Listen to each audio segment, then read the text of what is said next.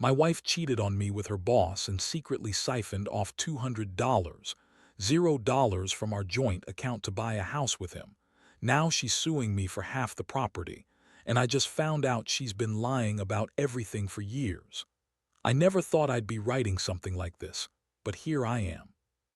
Let me tell you, the most shocking moment came when I found out my wife had been cheating on me with her boss, Mark, and not only that, she'd secretly siphoned off $200, $0 from our joint account to buy a house with him. Yeah, I know, it sounds like a bad movie, but this is real life. And the crazy part, she's now suing me for half the property, acting like I'm the bad guy. We'd been together for about 8 years. I thought we had a solid life, normal, stable, nothing flashy, but enough to keep us comfortable. I worked as a project manager at a construction firm, was a marketing executive. We'd saved up a decent amount, bought a house, and planned to grow old together. But somewhere along the way, I started noticing little things. She'd be on her phone more often, sneaking away to take calls, deleting messages, acting cagey when I'd ask about her whereabouts. At first, I brushed it off. Women can be secretive, I told myself. Maybe she was just busy or stressed. Then came the subtle changes in her behavior. Less intimacy, her being more irritable for no reason, and her sudden obsession with her work. She'd come home late, say she was working extra hours or meeting clients. I didn't think much of it until I caught her lying about a business trip she was supposedly on last month. I found a hotel receipt on her phone that didn't match her story. That was the first real sign something was off.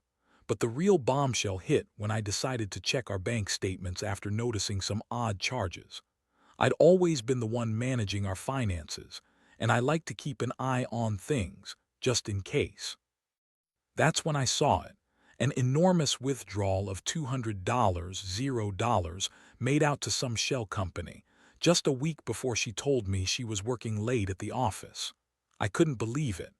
I pulled out our joint account details, and there it was, money gone. Just like that, I sat there staring at the screen, feeling my stomach turn. How could she do this? Why would she take so much money without telling me? I thought we were building a future, and now she's just siphoning it off to buy a house with her boss. And the worst part, I had no idea she was even seeing Mark outside of work. I knew they'd been close. She'd mentioned him a few times, always dismissing him as just a boss. But that was a lie. It was more than that. She was sleeping with him, and she'd been lying about everything for years. I didn't confront her right away. Honestly, I was just stunned. I needed to process what I'd seen, but I knew I couldn't just ignore it. So I started digging deeper, looking through her phone, her emails, her social media. And that's when I found the messages. Texts, photos, even videos. She was sending him stuff, calling him babe, talking about their plans to buy that house. She'd been hiding it from me for months. I couldn't believe I'd been so blind. The betrayal hit me like a punch to the gut. I felt humiliated, angry, betrayed, like I'd been played for a fool. And then came the shock of realizing she'd lied about everything, her work, her trips, her feelings. She'd been living a double life, and I was the last to know. It was like my entire world was crashing down around me. I kept asking myself, how could she do this? How could she lie to my face for so long? And the thing that hurt the most was knowing she'd been planning this secretly behind my back, while I was out there working hard to give us a good life. I didn't sleep that night. Instead, I sat in the dark, staring at the ceiling, trying to make sense of it all. I felt so stupid for trusting her, for thinking we had something real. And I was furious, at her, at Mark, at myself for not seeing it sooner. I kept thinking about the money, 200, gone, stolen from us, used to buy a house with her lover. That was when I realized this was just the beginning. The betrayal ran so deep, I knew I'd have to do something about it. I couldn't just let her get away with this, not without consequences. That's when my mind started racing with plans. I wasn't just going to confront her and hope she'd come clean. No, I wanted to hit her where it hurt, financially, emotionally, morally. I had to make her regret everything, her lies, her deception, her betrayal. I started thinking about how I'd fight for what's mine, how I'd expose her for the lying, cheating bitch she'd become. And I knew one thing for sure, this was going to get messy. After I found out everything, I couldn't just sit around and do nothing. I knew I had to act fast, but I also needed to keep my head clear. First thing was gathering evidence, not just the bank statements, but all the messages, emails, anything that proved her cheating and her plan to buy that house with Mark. I didn't want to leave anything to chance. If this was going to go to court, I needed solid proof. I started digging through her phone late at night when she was supposedly working late.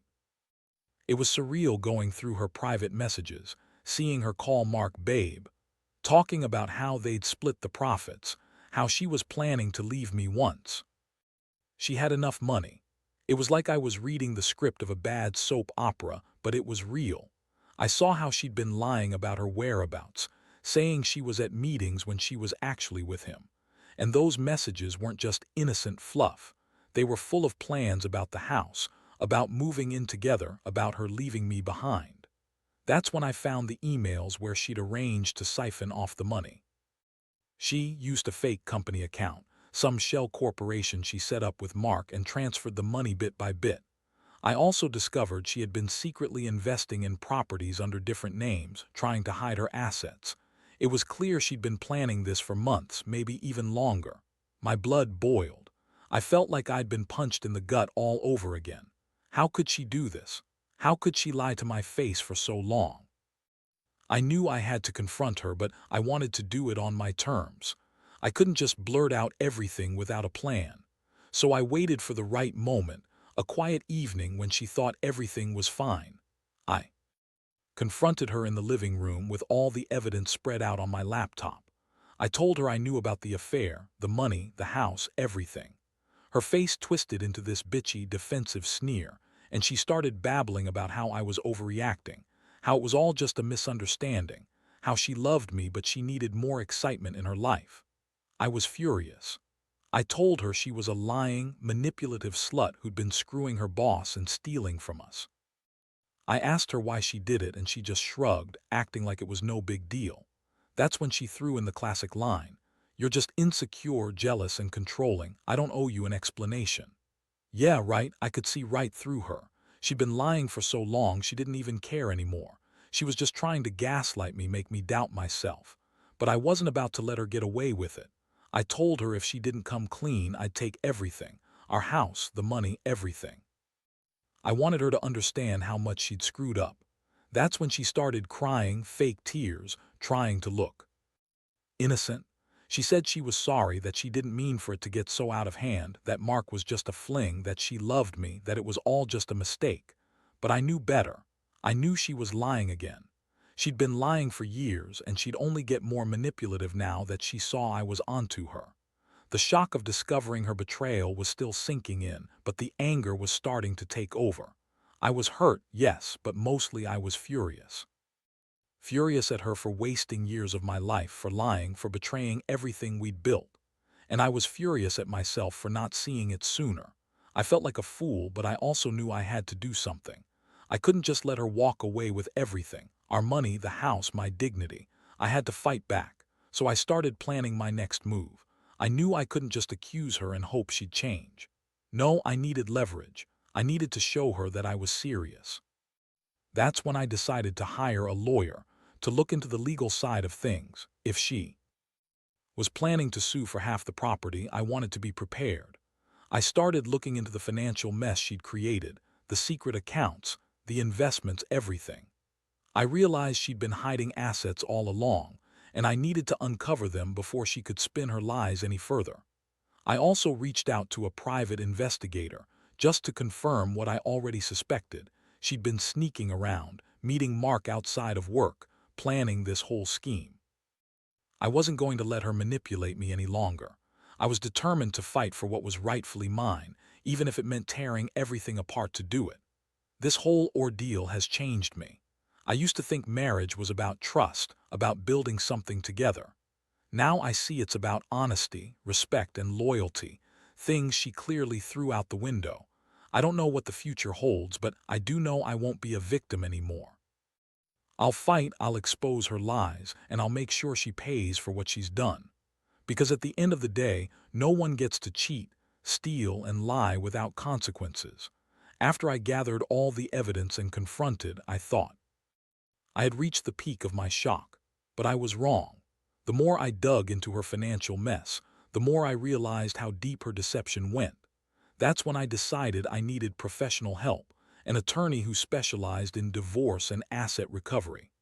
I also hired a private investigator to confirm what I suspected was not just cheating on me with Mark, but actively trying to hide assets, investments, even properties under different names. I sat down with the lawyer, a guy named Greg, who looked like he had seen every kind of betrayal. I laid out everything I'd found: the bank withdrawals, her secret emails, the shell companies, the investments she'd been hiding. Greg told me that I had a strong case if I wanted to pursue a divorce and recoup what was mine. He also warned me that was probably planning to fight dirty, especially since she was suing for half the property. That's when I learned about community property laws and how she might try to claim half of everything, even the money she stole. Meanwhile, the private investigator reported back with some shocking details. Had been meeting Mark outside of work, sometimes late at night. They'd been spotted at a hotel and there were photos of her entering and leaving with him. It wasn't just an affair, it was a full-blown scheme to buy that house with stolen money. Her plan was clear. She wanted to leave me, take everything, and start fresh with Mark and her new property. The betrayal cut even deeper when I saw the photos. I couldn't believe I'd been so blind. I decided I needed to confront her again, but this time I wanted to catch her in the act if possible. I set up a hidden camera in the house, just in case she tried to do something sneaky. I also started preparing for the legal battle, gathering all the evidence I could, making copies of everything. I knew she was desperate and manipulative, so I had to be ready for her tricks. One night I was home when I got a call from the private investigator. Was out with Mark again. They'd gone to a fancy restaurant and then to that hotel. I watched the footage, feeling a mix of rage and heartbreak. I'd been so naive, trusting her, believing her lies. Now I knew the truth. She'd been planning this for months, maybe years. The woman I married was gone, replaced by this scheming, selfish person who only cared about herself and her new lover. That's when I decided to do something drastic. I couldn't let her get away with stealing our money and destroying my life. I told Greg I wanted to file for divorce immediately.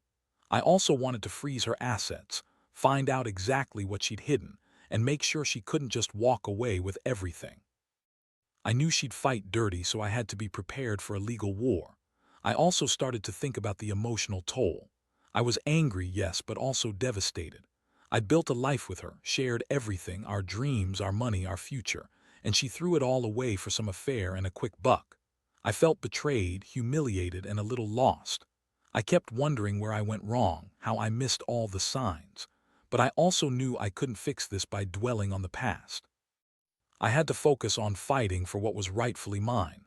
In the meantime, started to act even more bitchy and manipulative. She'd call me names, accuse me of being paranoid, and try to turn the kids, if we had any, against me. She'd spin stories about how I was the one screwing everything up, how I was jealous and insecure. I saw through her lies, but it still hurt. I realized she wasn't just cheating and stealing. She was trying to destroy me emotionally, too. I refused to let her win that game. I kept my cool, though. I knew she was trying to bait me, to get me to react so she could use it against me legally. I stayed silent, gathering my strength and evidence. I knew the battle was just beginning, but I was determined to come out of it with my dignity and what was legally mine. I'd lost a lot already: trust, security, my wife's love. But I wasn't going to lose everything. Not without a fight. Looking back, I realize how much this has changed me. I used to think marriage was about loyalty and trust. Now I see it's also about being vigilant, about protecting yourself from betrayal. I don't regret uncovering the truth, even if it's been painful, because at the end of the day I learned that sometimes you have to fight for yourself, especially when someone you trusted turns out to be a liar and a thief. I still have a long road ahead, but I'm not backing down. Not this time. The legal process moved quickly after I handed over all the evidence to Greg. The moment I filed for divorce, true colors started to show even more.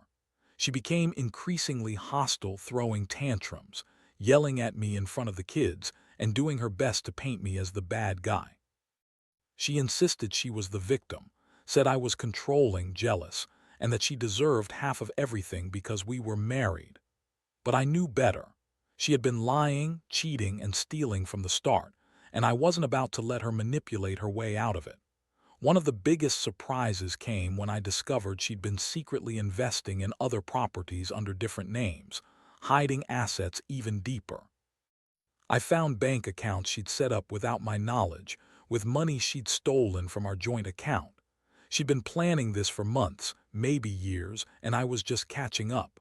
I also learned she'd been funneling money into her own accounts, trying to hide it from the legal process. I was furious. This wasn't just about infidelity anymore. It was about outright theft and deception. Meanwhile, kept trying to spin her stories. She'd call me paranoid and accuse me of controlling behavior. She'd say I was insecure because I'd caught her cheating. She even accused me of trying to sabotage her career, which was laughable. The truth was, she'd been planning her escape for a long time, and now that I was onto her, she was desperate to save herself. She started to threaten me with false accusations, claiming I was abusive, controlling, and that I'd ruin her reputation if I didn't back off. But I had enough evidence to counter her lies. Greg advised me to keep my cool and not engage in her games. Instead, I focused on building a strong case for the court. I showed how she'd been siphoning money, hiding assets, and planning to leave me with nothing. I also had the private investigators' reports confirming her meetings with Mark. It was clear she'd been orchestrating her exit for a while, and I was determined to stop her from walking away. With everything, one of the most shocking moments came when filed her own legal claim, suing me for half the house and claiming I was the one responsible for our financial mess. I couldn't believe her audacity. She was the one who stole hundreds of thousands, lied for years, and cheated on me, and now she wanted to divide everything equally. The court documents were filled with her lies, twisting facts to make herself look innocent. I knew I had to fight hard because if I didn't, she'd get away with everything. I also learned that she had been trying to get the house appraised at a much higher value than it was worth, hoping to get more from the settlement.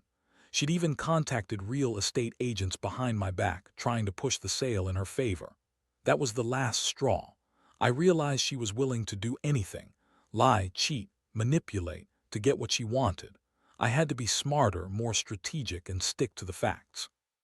Through all this chaos, I felt a mix of emotions: anger, betrayal, sadness, and even a little relief.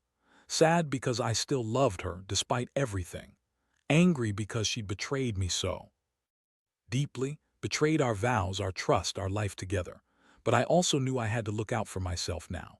I couldn't let her destroy me. I started to focus on my own mental health, talking to friends, leaning on family, and making sure I stayed strong. I realized I'd been a fool for so long, but now I was waking up. The court hearings began, and bitchiness only intensified. She'd show up dressed to impress, trying to look innocent, but I saw right through her. She'd throw tantrums when things didn't go her way, and she'd lie under oath if she thought she could get away with it. But I had the evidence, and I was prepared. I knew this was going to be a long, messy battle, but I was ready to fight for what was mine: my dignity, my money, my future. Throughout it all, I kept thinking about how much I'd been betrayed. I trusted her, loved her, built a life with her. And she'd thrown it all away for some affair, some quick scheme to get rich. I kept asking myself how someone could be so selfish, so manipulative. But I also realized I needed to move forward. Holding on to anger wouldn't fix anything. I needed to focus on rebuilding my life, on making sure she didn't get away with her lies and theft. I learned a lot through this process: about trust, about the importance of being vigilant, about how some people will do anything to get what they want. I also learned I'm stronger than I thought. I might have lost my wife, my marriage, and a chunk of our savings, but I still have my integrity, and that's what keeps me going. Because I know that in the end, truth always comes out and justice will be served. The court hearings were a nightmare, but also a wake-up call. Showed up every time with that bitchy smirk, trying to act innocent, like she hadn't been lying, cheating, and stealing from me for years. She insisted she was the real victim, that I was controlling and paranoid, and that she deserved half the house because we were married. The audacity. I had all the evidence: her messages, bank statements, the private investigators' reports, and I made sure the judge saw everything. The most intense moment came when tried to claim that I had been emotionally abusive, trying to sway the court's opinion. I kept my cool, presenting the facts calmly, showing how she'd been secretly siphoning money, planning her escape, and lying about her affair with Mark. I even brought in witnesses, mutual friends who knew about her secret meetings and her manipulative behavior. It was clear she was trying to spin the story, but the evidence was damning. Meanwhile, I kept digging into her financial mess. I hired forensic accountants to trace her hidden assets and uncovered even more accounts she'd set up. She'd been trying to hide properties, investments, and cash under different names. I was furious at how she'd gone to such lengths to cover her tracks. It was like she was trying to run from herself, but I wasn't going to let her get away with it. I had the proof, and I was determined to use it. The legal battle also revealed her true personality: bitchy, manipulative, and relentless.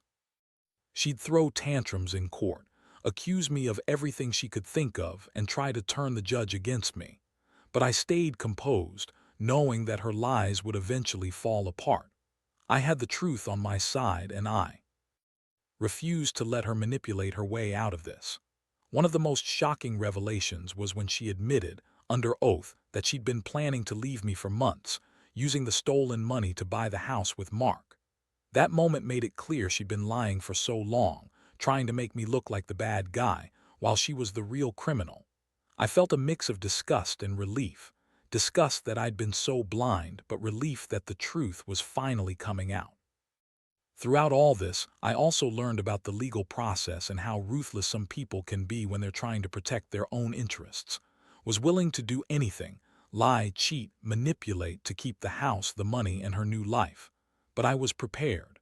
I worked closely with Greg, making sure every piece of evidence was in order, every statement truthful. I knew I had to fight fire with fire. The court finally made its decision. Was ordered to pay back the stolen $200, $0, and the house was awarded to me. She was also her claim for half the property because her actions, stealing money, hiding assets, were considered illegal and immoral. The judge saw through her act, and I felt a strange mixture of relief and exhaustion. It was over, at least legally, but the emotional scars remained. In the aftermath, I had to rebuild my life from scratch. I moved out of the house into a smaller place and started focusing on myself. I cut ties with completely. I couldn't look at her the same way after everything I'd learned. That woman I loved was gone, replaced by someone selfish and manipulative. But I was still standing. That's what mattered. The hardest part was facing the betrayal, not just her cheating, but her total disregard for our marriage, for the promises we made. I learned that trust is fragile, and some people will do anything to get what they want, regardless of who they hurt. I also realized that I need to be more cautious, more aware. Never again will I let someone manipulate me the way did. Looking back, I wish I could say I've moved on completely, but I haven't.